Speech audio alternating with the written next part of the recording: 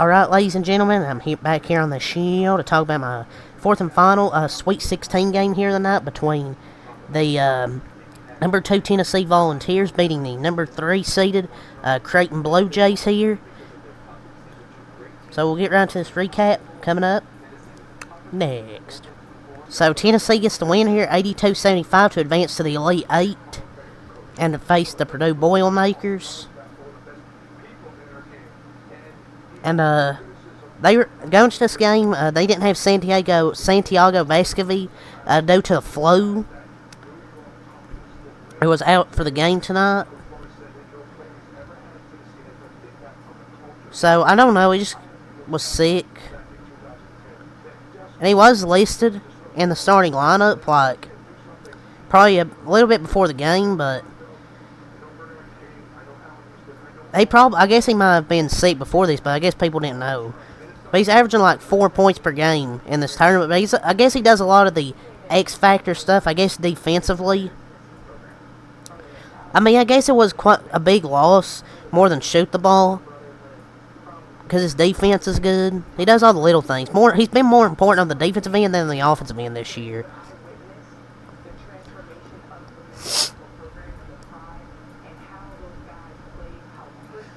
But it was danger time for Creighton at the start of that second half, because it was a 1-point lead at halftime for Creighton, but then Tennessee went on an 18-0 run to start the second half, and it was danger time for Creighton because Tennessee started to roll.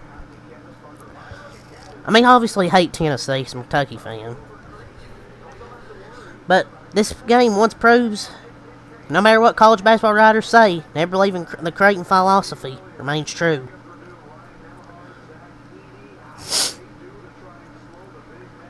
Tennessee and Duke winning. Terrible night of basketball for us for the Kentucky nation.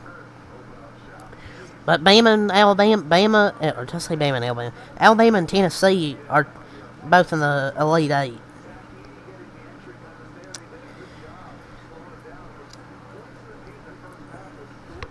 Let's get to the Tennessee stats here. Ncaa, 24 points, 5 assists, 6 rebounds. I felt the Tennessee guards was Ncaa Ziegler and Jamal Meshack, disrupting Creighton's offense all game. Balls were efficient in the open floor, and Ncaa ended up finishing with 26. So much praise for Ncaa and Ncaa Ziegler, well deserved over this win. But Josiah Jordan-James and Toby Awaka were stellar in this game too, because Josiah Jordan-James had 15 points on just 6 field goal attempts, and his defense was good. I feel like they just disrupted Creighton defensively to start the second half, and that's really what lost Creighton this game. Because after this, they were able to fight back, and even had it a 4-point game at the 3-minute mark. But just that poor start to the first half really hurt Creighton, allowing that 18-0 run. And Awaka was with 5 and 5 and immense toughness. And Ncaa, 8 of 21, was 3 of 7 from 3. And I think he had 2 steals and a block.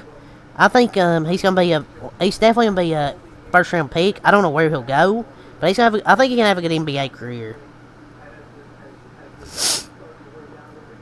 Ncaa Ziegler, 18 points, 6 assists, 4 rebounds. Great game for Ncaa Ziegler. Like I said, he did a good job disrupting Creighton's offense, and he played pretty good offensively as well. Josiah Jordan-James, 17 points, 2 assists, 4 rebounds. So 17 points on like 6 attempts for Josiah Jordan-James. I mean, Ncaa Ziegler's been up and down, and I guess they both shoot under 40% from the field on the season. But tonight they were like 10 of 17 or something like that. And Josiah Jordan-James was scoreless in the SEC tournament quarterfinals and the NCAA first round. Like, he was like 3 of 3 from downtown. He's just shot over 31% from 3 on the entire season. That's just March Madness.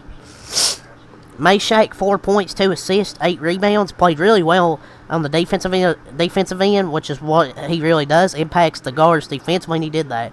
Ado, 4 points, 4 rebounds. Awaka, 5 points, 5 rebounds. He had a big shot in this game when it was 68-64 with about a minute left,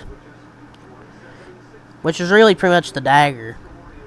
And it was an and one as well. So hats off to Awaka. And just hats off to Meshack and Awaka, who played the lights out on defensive end. And Josiah Jordan-James, who really hasn't done much offensively. In this game, he did. Jordan Gainey, 7 points, 2 rebounds, done a good job in the absence of Vescovy. Cameron Carr, 3 points. Didn't have him in a 3-pointer on Tennessee Creighton bingo card. Didn't have that. Tennessee shot 41% from the field, 45 from 3.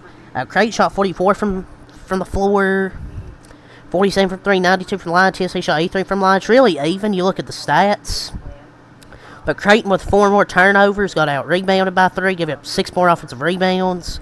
But it was just that poor start to the second half that really come back to haunt Creighton.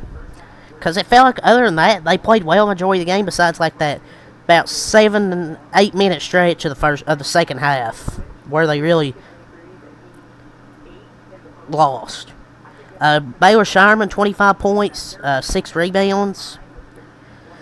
He just looked gassed and in pain, because he tried to guard Ncaa and to carry the offensive load, and he just looked spent. But tonight was the end of his college career. He ended up with 2,233 points, 1,257 rebounds, 580 assists, and 356 three-pointers. He had a hell of a career. So, next off, now going to the NBA. Not what they, for Creighton, it's not what they wanted, but they still had a fantastic year. Trey Alexander, 13 points, 6 assists, 7 rebounds. They fought all the way to the end. Hell of a group, and run with this group of vets. And there's a saying about leaving a place better than you found it. Ryan Kalkbrenner, Trey Alexander, and Baylor Shireman all did that.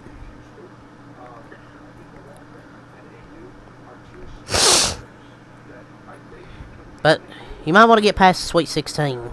Trey Alexander he didn't play that great tonight. And all of a sudden he started hitting threes after being one for whatever the entire game. He shows up, he's 1 for 10 shooting the game, and then buries 2 meaningless threes with the game out of reach. Ryan Kalkbrenner, 14 points, 7 rebounds. Stephen Ashworth, 16 points, 4 assists, 3 rebounds. Jason Green, 4 points, 6 rebounds. Mason Miller, 3 points. Yeah, Tennessee wins 82-75 here, so I'll talk to you next time out. Peace.